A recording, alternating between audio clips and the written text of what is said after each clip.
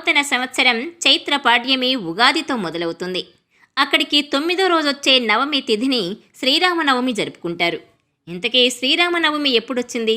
రాముడు నవమి తిథి రోజే ఎందుకు జన్మించాడు? Watch this south first devotional.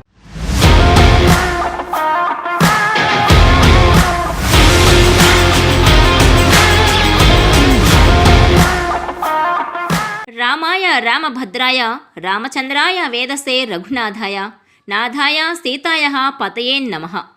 ధర్మబద్ధ జీవనానికి నిలువెత్తు నిర్వచనం శ్రీరామచంద్రుడు. మనిషి ఎలా బ్రతకాలని ఆదర్శవంతమైన జీవితాన్ని గడిపి మనిషి జన్మకు ఉన్న విశిష్టతను చాటు చెప్పిన పురుషోత్తముడు. ఈ ఏడాది శ్రీరామనవమి ఏప్రిల్ 17న వచ్చింది. అయనము అంటే నడక అని అర్థం. రామాయణము అంటే రాముని నడక అని అర్థం. సరిగ్గా గమనిస్తే శ్రీ మహావిష్ణువు దశావతారాల్లో ఒక్క రామావతారంలో తప్ప ఇక ఏ అవతారం గురించి ప్రస్తావనలోనూ అయనము అనే మాట వినియోగించలేదు. ఎందుకంటే రామావతారంలో స్వామి పరిపూర్ణముగా మానవుడే. అందుకే ఎక్కడా రాముడు తాను దేవుణ్ణి అని కానీ దైవత్వం గురించి ప్రకటించడం కానీ చేయలేదు. రామస్య ఆయనం రామాయణం అంటారు కదా. మరి రాముడి కదలికకు అంత ప్రాధాన్యత ఎందుకు వచ్చింది అంటే ఆయన అడుగు తీసి అడుగు వేస్తే అది ధర్మం, మరో అడుగు వేస్తే అది సత్యం. ఆయన నడక, ఆయన కదలిక అంతా సత్యధర్మములే. అందుకే రామో విగ్రహవాన్ ధర్మః అన్నారు. రామాయణాన్ని నారాయణుడి కథగా కాదు, నరుడి కథగా చదవాలని చెబుతారు పెద్దలు.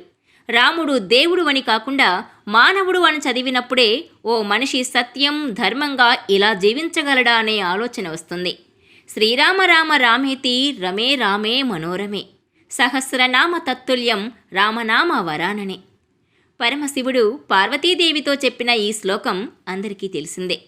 శ్రీరామ రామ రామ అని 3 సార్లు జపిస్తే శ్రీ విష్ణు సహస్రనామ పారాయణం చేసినంత ఫలితం వస్తుందని ఈ శ్లోకం భావం. శ్రీరాముడు జన్మించిన నవమి తిథి విషయానికొస్తే నవమి పరమేశ్వర తత్వాన్ని సూచిస్తుంది.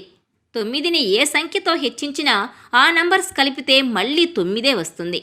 దీనికి పరమాత్మ చిహ్నానికి సంబంధం ఏంటంటే ఆయన ఎన్ని రూపాల్లో ఉన్నా, ఎన్ని అవతారాలెత్తినా, ఎన్ని పేర్లు పెట్టుకున్నా అసలు తత్వం ఒక్కటే అని. శ్రీరాముడు నవమి రోజు జన్మించడం వెనుకున్న ఆంతర్యం ఇదే. భద్రాచలంలోని శ్రీ సీతారామచంద్రస్వామి దేవస్థానం వైదిక కమిటీ ఏప్రిల్ 17న సీతారాముల కళ్యాణం నిర్వహించాలని ముహూర్తం ఖరారు చేసింది. ఏప్రిల్ 9 నుంచి 23వ తేదీ వరకు శ్రీరామనవమి బ్రహ్మోత్సవాలు జరుగుతున్నాయి. ఏప్రిల్ 9 నుంచి 23 వరకు నిత్య కళ్యాణాలు, దర్బారు సేవలను రద్దు చేశారు. మే 1వ తేదీ వరకు పవళింపు సేవలు జరగవని ఆలయ నిర్వాహకులు స్పష్టం చేశారు.